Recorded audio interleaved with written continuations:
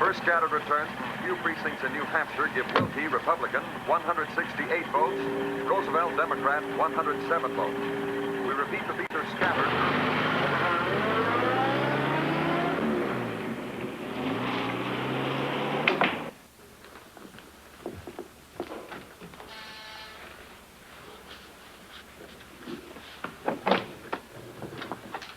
Oh, I beg your pardon.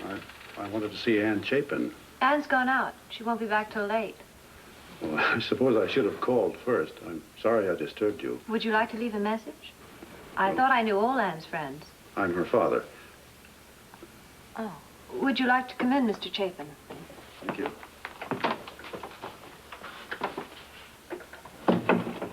I'm Kate Drummond. I know. Ann wrote us about you. May I offer you a drink? You probably have an engagement. No, I was just going to fix myself some dinner and curl up with a bad book. I'm having scotch. Scotch is fine.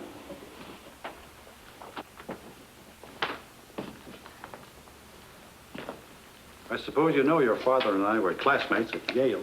Yes. How is Father Drummond? Father? Did you know that was his nickname? Oh, yes, but I never knew why. We thought he looked like a priest. I must say, he didn't behave like one. Soda? Please. He refers to you as Slats? Slats. But that was a few years ago. Won't you sit down? Thank you. I'm awfully pleased that you and Ann have become friends. We were never formally introduced, you know. We met over a cup of coffee at the art club. A couple of career girls on the loose. I'm a photographic model. I think I've seen you with magazine covers. I've made a few. Miss Drummond, now that I'm here, I would like to pump you a little about Ann, if I may. Well, you can try. Nothing too awkward, I hope. Does she confide in you? I know about her marriage, if that's what you mean. Thanks. You've saved me a lot of devious questioning. No doubt you have some preconceived ideas about me and my wife. Yes. Wait till you have children. You'll justify a lot of selfish acts on the ground that you are acting in their best interest. I hope not, but probably. And then you'll have to live with it. I have to live with the realization that I've destroyed the happiness of the one human being I ever loved without reservation, without limit. Don't you take all the blame, Mr. Chapin. At least half of it belongs to Mrs. Chapin. Whoever's responsible, it goes without saying, I want Ann to be happy. Is she? Anne is too loving to be happy without somebody to love. Does that answer your question, Mr. Chapin? The one you didn't ask? No, she isn't in love with anybody. Not a bit. I keep hoping it will happen. So you can get her off your conscience? I'd want her to be happy, even if she weren't on my conscience. Well, I think I've overstayed my welcome. Thank you, Miss Drummond. I'll tell Anne you were here. Mr. Chapin? I'm sorry I said that about your conscience. Anne's my friend. I guess... That's all right. It's good to know she has such a friend.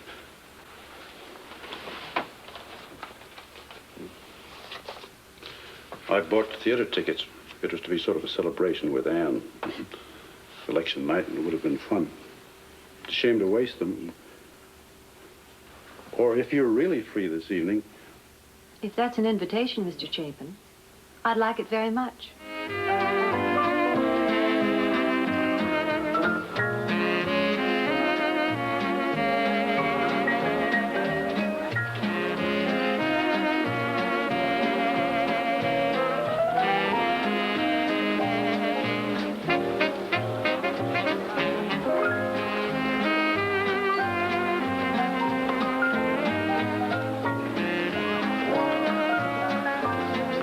Roger.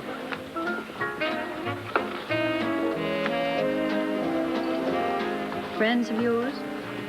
I thought so, but suddenly they don't know me. You're just being tactful. Surprised to see me out with a pretty girl. In fact, a dish, and enjoying it. Are you? Can't you tell? Well, from what I've observed... You're observing a man having the time of his life.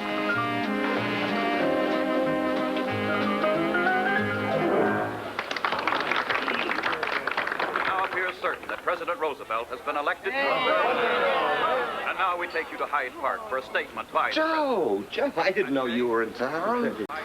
Oh, Miss Pearson, may I present Mr. Chapin? How do you do? Very pleased to meet you. Miss, Drummond, Miss Pearson, Mr. Donaldson. well, how do you do? My friends, 4 more years of that. neighbors, Joe, Surprise, Paul? you can't be a professional with an amateur, even a good amateur. Well, maybe I shouldn't have said that in view of your own recent experience. No, I've stopped thinking of myself as the people's choice. Those fellas really let you have it, didn't they? Well, this worked out for the best. Oh, we're off. I want to get a good night's sleep. The market's going to jump tomorrow, but nobody knows which way. Oh, I'm glad to see you took my advice, Joe. Paul, I'll always take your advice. On the stock market, Miss Drummond is my daughter's roommate. Oh, I beg your pardon. Good night. Good night. Good night. He doesn't believe you. I don't care, do you? You're a model in New York and unmarried. People are going to talk about you no matter what you do. These gray hairs are your protection. I don't feel very protected. Why not? They're just camouflage. You'd never guess this kid had a grown family, would you? No, Mr. Chapin, really. I just meant that until you said that to your friend, I'd almost forgotten you were Anne's father. What does that mean?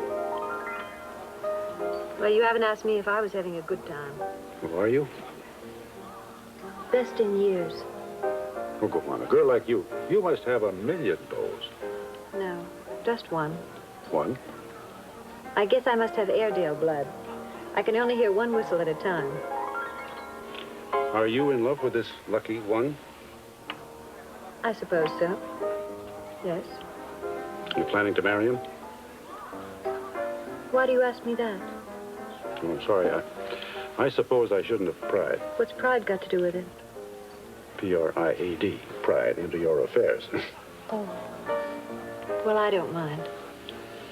I'm not sure that I want to be married to him for the rest of my life. And when I get married, that's the way it's going to be. Now, I dislike this young man with the whistle. Why? For giving you cause to doubt him. That's no way to treat an Airedale.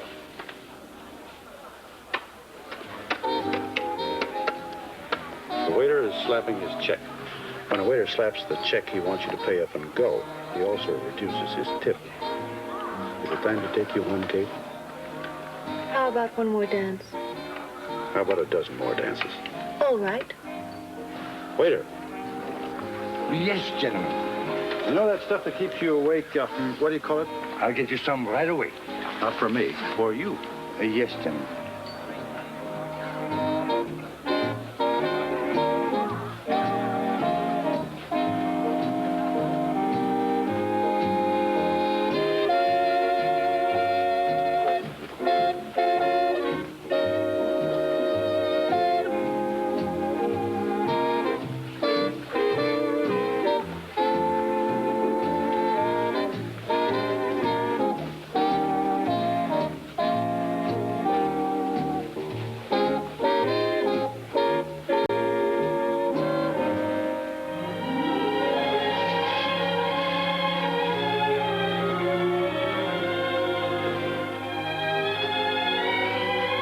Wait for me.